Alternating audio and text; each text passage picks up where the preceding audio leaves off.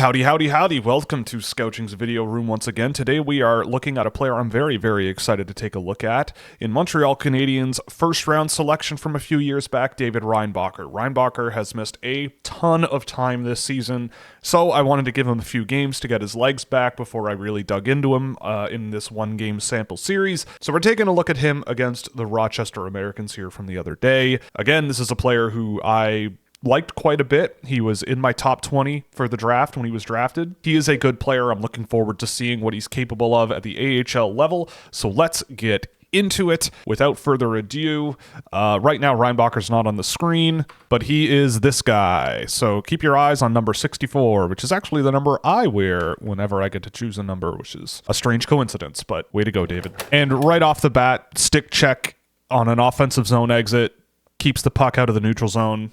Good play, good defensive play, good stick. Good start.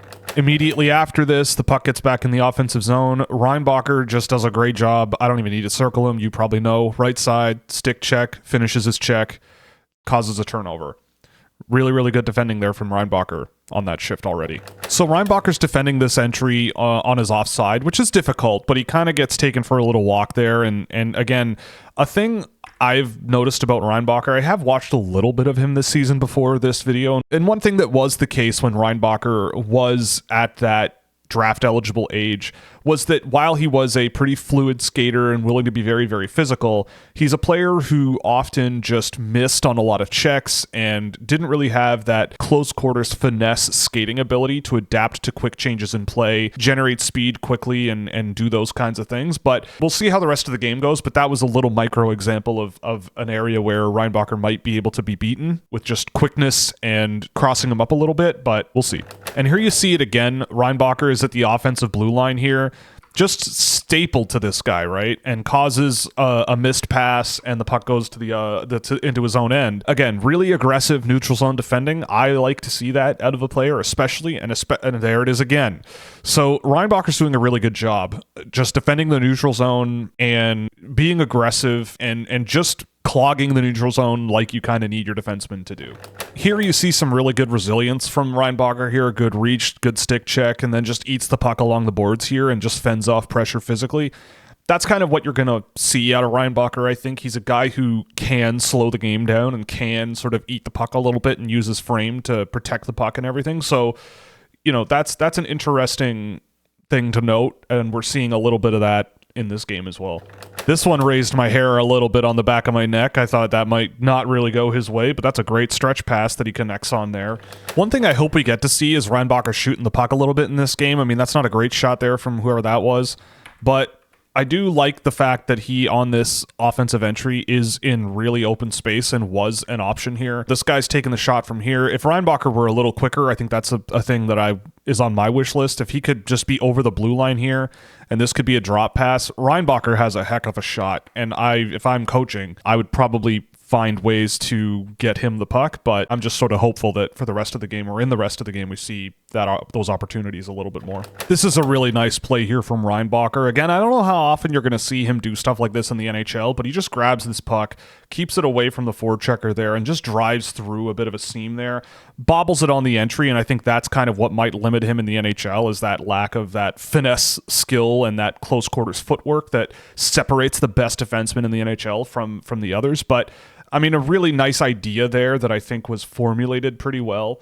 That's not a great pass there along the boards directly to someone else, but regardless, seeing him grab the puck there, use his reach, protect the puck with his body and his stick, and just drive through a seam, good stuff to see. There's a lot of just good hockey here from Reinbacher so far in the first period. So Reinbacher does have a bit of spook to him, drawing in a lot of pressure, waiting quite a while. You know, it worked out, but the spook factor a couple of times in this game has been there. Playing with fire a little bit of that in this game. I mean, you can tell that Reinbacher is a player who has played at the professional level before. He was doing it when he was 17, and he was in the second division in Switzerland at 16, I believe. And just a really nice little fake out there, and again, making a passing lane. That's what I love to see, right? If you have an option to maintain possession, you know, look, see here, Reinbacher is kind of a little bit open in terms of his eyes, and he's looking around the ice a little bit, and he just kind of misdirects ever so slightly, pulls the puck back and sends it to the guy that's open, right? Simple, effective, and a little bit of deception there. Not a tremendous amount, but it's enough to make it interesting and more likely to succeed. So again, that's a good thing to see a defenseman do at this level. Okay, so this is not ideal, and I think this is a key area where I see a lot of defensemen have issues at this age and at this level. But watch Reinbacher just go for the stick check, which is great, but then the footwork to keep up with a really, really fast skater, whoever 44 is just ripping here. But Reinbacher does a good job monitoring that rush and stick checking, but then you very, very quickly end up with a massive gap and a wide open man in front of the net. If you cause a turnover at the blue line, that's great. But from here, again, obviously it's very difficult to turn and cover here and cover that gap. He reacts a little bit too late, and this is just, he's not even close. Like, this is just, if this puck comes out front, that's a grade A scoring chance. It just doesn't. So with defensemen, I value mobility and I value footwork and I value quickness in that mobility. And with Reinbacher, that's always been the thing that I've kind of had a little bit of doubts about. Open air, generating speed and generating momentum up the ice. He's really good at it. He's got a wicked shot, but those finer details of defending that are really hard, admittedly, like really, really hard to nail down, they're there. And I think that they're worth noting, but especially for a guy missing a bunch of this season, it's probably forgivable. Stuff like this is a really, really nice thing to see, right? Just to settle the puck, move your body a little bit, but then just nice hard pass to an open man in the middle of the ice and you're off and running. The first passes that I've seen from him, the proverbial first pass that you want your defenseman to be able to make, Reinbacher's been really good at it in this game. You can't fault him at all, just for keeping things simple and effective, connecting on key passes, looking for the right options and doing a lot of those sort of intelligent things that you need your defenseman to do. At the baseline, he's doing all of that pretty well and in the AHL, so that's good. So this is what I love to see defensively from guys. Stick check, then you finish your check and separate the body from the puck. Like, I think that this is exactly what you want out of your defenseman if I were coaching, right? Don't play the body first. Hit the puck, knock it off the player, cause a bit of chaos, then separate them from the play. It gives the puck more space. It allows your partners or your supportive forwards to get in there a little bit better and really do a lot of good potentially with the space that you've created. So I really like to see that out of Reinbacher. It's a thing that I need to see out of defensemen, and I think that that's a really, really important thing. The focus is a lot of the time on really physical play, and I just don't think it's as important as people think it is, but it is necessary, but only after you get involved and cause a little bit of chaos by playing the puck first, right? Like, this is what the game is all about, playing the puck. Get the puck off the body, then play the body, separate everything entirely, and move the play forward with good support. Like, that to me is great defending, and that's not the first time I've seen Reinbacher do that. And this is what I mean by just really good, smart, simple passing, right? Reinbacher wins that loose puck race, and boom, just a nice, simple pass, doesn't try to carry it himself and be a hero, just moves the puck, he spots an open man, and now they have possession in the offensive zone again. So a nice sequence there from Reinbacher in general. It's good to see. He's having a good game. So what you're going to see here is an interesting and solid sequence out of Reinbacher. So he's on the right side here, and he will just do a quick little give and go, and then he sort of swings himself down to the bottom of the offensive zone, and then he just makes a quick cut, goes into the open space that's there in front of the net. Obviously doesn't get an opportunity on net, but is down low in the offensive zone, tries to cause an offensive zone turnover, then motors his way back to the neutral zone and causes a breakup.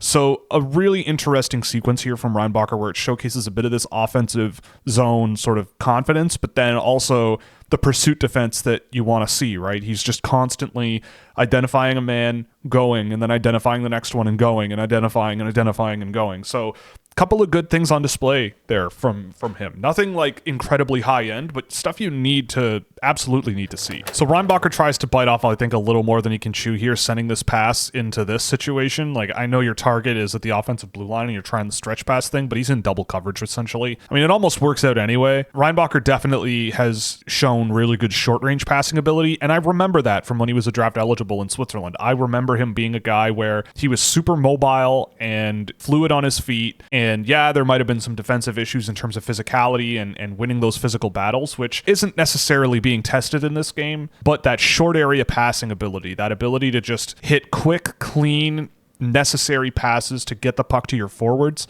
he was really good at it and generated really good completion rates. So that's good to see that that's still there. You know, with the injuries and everything, you never know what the after effects could be, but there's an example of the physicality being an issue for Reinbacher. That he missed a hit in the first shift of the game, and here he's really trying to go for it and just puts himself way out of position now. That's, I think, an area where you don't want to be missing on those too often at the NHL level, but he's still young. You know, obviously I'm not being too critical, but that's, again, these things are about seeing a pattern, and that's not the first time that's happened in this game. But everything outside of that defensively for Reinbacher has been really solid and just really good. So can't really complain all that much. So Reinbacher does a pretty good scoot here and tries to get his stick involved in the defensive zone entry here. It doesn't work out this time, but we've seen this a number of times in this game where Reinbacher just gets along the blue line pretty well. He gets not such great support there from his forward that was back checking there. But at the end of the day, like, Reinbacher there, closing that gap on the blue line, causing a little bit of chaos and making them do something. I always want to see that, right? Relinquishing the blue line is never the thing I want to see, but it's good to see him do that multiple times in this game. So this is something coming up that I absolutely love to see. Reinbacher obviously is number 64. You don't see him on the screen right now, but you will in a moment. He is here. So here is David Reinbacher.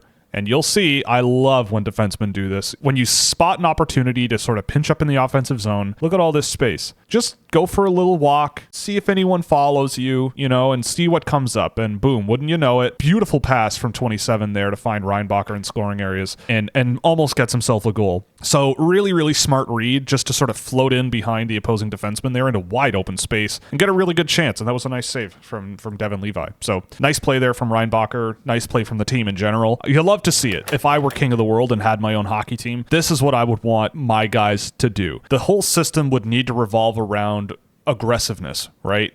So watch Reinbacher here. He's not on screen, but you'll note that's his foot, right? That's his skate.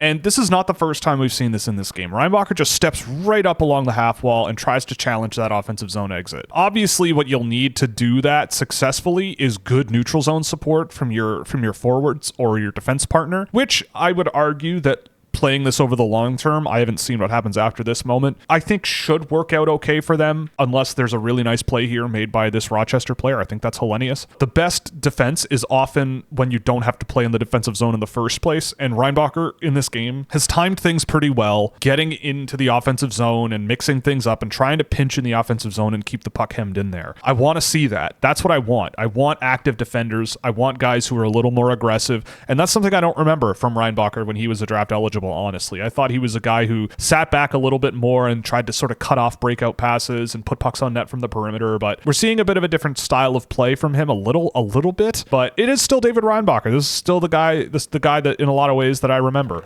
This is a really smart little move here from Reinbacher below the goal line. He's this guy, recognizing that the pressure from Rochester is coming this way. So you have this guy going this way, you have this guy going this way. This guy's not a threat anywhere, so that means that this area is probably going to be wide open in a matter of seconds. And boom, cuts back, goes to the other side of the net, and he's got a clean option to get out of the zone. Beautiful stuff. Like, I don't know. I really like to see that out of defenseman. Just that ability to go, I see where this play is going, I see what the opponent is doing, and this is what they're offering me. You just quickly go and think, okay, how can I keep things going in the right direction? And boom, off you go. Here it is again. Reinbacher pinching in the offensive zone. Just watch. He just closes that gap quickly along the half wall, and boom, no opportunity for a breakout from Rochester at all. He's been a very, very, very good defenseman for my brand of hockey that I want to see. Okay, and that's the game. So Reinbacher was great. I think there was a lot on display here that was, in terms of the defensive side of the game, exactly what I want to see, right?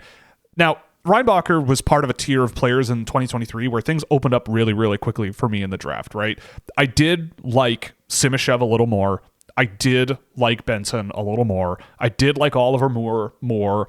And I think those guys, and Matvei Michkov, I should say, I liked all those guys more than Reinbacher. And what I've seen of them this year, I do think I still do somewhat. But Reinbacher was better than I expected in this, to be perfectly honest. I think though that my read on him when he was a draft eligible as a probably solid second pair guy that can be a second unit power play point shot threat is fair, right? I remember at the time I went, look, he plays at the professional level. He does a pretty good job in a lot of key areas there. It's a pretty hard league to play in Switzerland.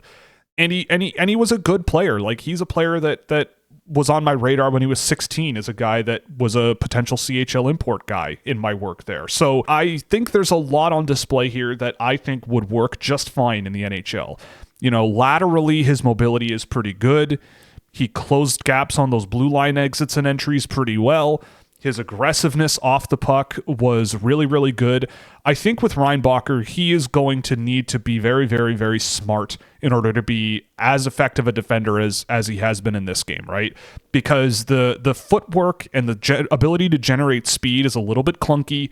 He took on a lot of risk on his own with the puck on his stick, I think, on a couple of occasions. But the short-range passing, really, really good. And he spots those options relatively quickly. And in the offensive zone, you'll notice it's not necessarily that the puck is on its way out of the zone and he closes those gaps and causes a turnover. The puck is still in the offensive zone along the boards or something, and then he jumps in, right? The puck is on its way along the boards to someone, then he closes that gap off the puck and then causes havoc there. He doesn't even need to close a gap because he prevents the gap in the first place. And I think that's what he's going to need to do a lot more of in the NHL at the end of the day. He's a good shooter. I think he moves the puck in the offensive zone okay. You can see how he could generate production. But for me, his real value just came in the neutral zone, defending the neutral zone. And I think that I have to be fair to myself and I have to be fair to everybody where I go, look, the game, I say all the time, the game can often be won or lost in the neutral zone. And he was a very, very good neutral zone defender and a perfectly, perfectly adequate neutral zone transition guy, especially through his passing. So I think there's a lot to love about David Reinbacher. You know, would I have drafted him 5th overall? I don't know, probably not. But I think I would have drafted him higher than I had him ranked. I think that's perfectly acceptable. But for Montreal to go out and get a guy who should be just a rock solid defenseman for them,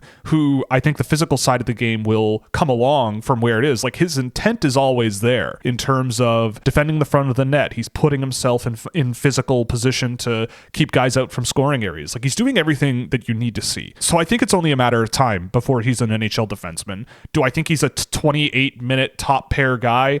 I'm not so sure, but could I also see him offsetting a guy like Lane Hudson at 5-on-5 and being a bit more of a backseat driver who can work off of Hudson as a puck mover and all those things, and then Reinbacher plays a lot of minutes? Sure, I could see that happening. At the end of the day, I really liked this game. I thought Reinbacher played really, really, really well. I liked him more than what I remember of Levshinov. I liked him more than what I remember of even Cagnoni. You know, Hage, Perreault, Sandin, Pellikka on the power ranking, I'm not so sure in there, but I don't know, I might lean a little bit higher than those guys. I'll slot him in at number 13. So right between Gabe Perreault and Michael Hage. I don't know. I really think there was a lot in Reinbacher's game that showed a solid NHL player there. And I think that in terms of the performances we've seen in this series, a lot of guys you could make that argument with upsides and maybe some limitations. I would say from number 5 at Hellenius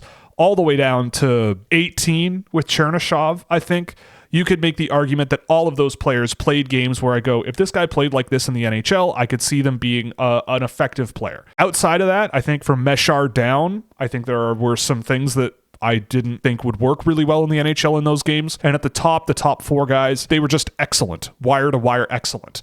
So Reinbacher was good. A really impressive player doing all the necessary things you need a good defenseman to do. I wouldn't rush him to the NHL. I certainly would let his sort of legs and knee get used to this pace of play and work on the footwork a little more. But at the end of the day, really impressive game, especially for a guy who's missed a huge chunk of this season. So on that note, we're going to call it. Thanks very much for watching. If you liked it, definitely like and subscribe to the channel. We do live streams Monday nights at 8 p.m. Eastern Time and Thursday afternoons at 2 p.m. Eastern Time, so you don't want to miss those. Or you could check out Scouching.ca, where a subscription at any budget will get you access to all kinds of fun little data tools, like visualization tools of my tracked data, drafted prospect trackers, 2025 data sheets, all kinds of fun stuff you can check out over at Scouching.ca. So that will be it for today. Thanks very much for joining us, and we'll see you in the next one.